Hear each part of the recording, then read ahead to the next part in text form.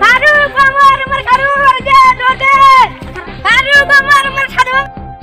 ফারুক আমার সাধু মারছে ও কি সাধু মারছে হ্যাঁ সাধু মারবে তো যাই না গো আমার মেলার সমস্যা আছে দৌড় দে যাব নো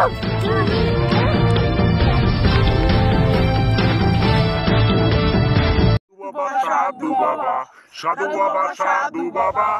আমায় এখন তাবিজ দাও বাবা ডাবল কিল সাধু বাবা আমার আকবরনতি মত ধরা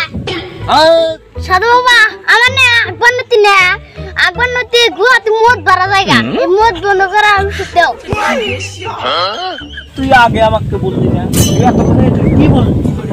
আকবর কি বলছিস 1.5 মাস ধরে এখানে বসে আসি সাধনা করতেছি আর তুই এতক্ষণে আসে এই কথা আমাকে বললি খাতার না কেটে বেমার তোর জন্য একটা তাবিজ দেওয়া হবে তোর একদিনের মধ্যে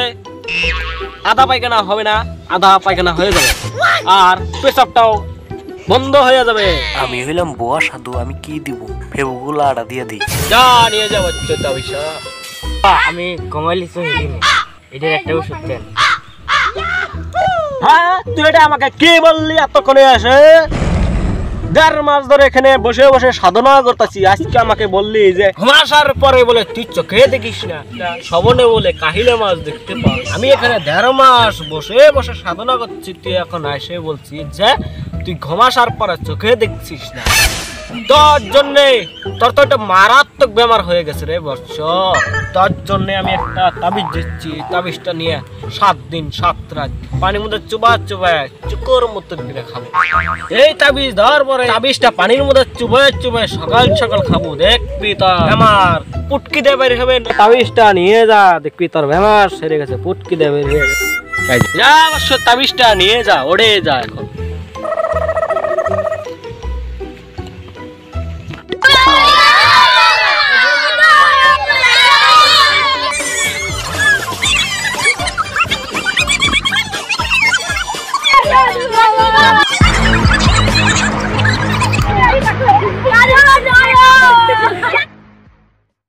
ঘুমাসার পরে চোখে দেখিস না শ্রবণে বলে কাহিলে মাছ দেখতে পাস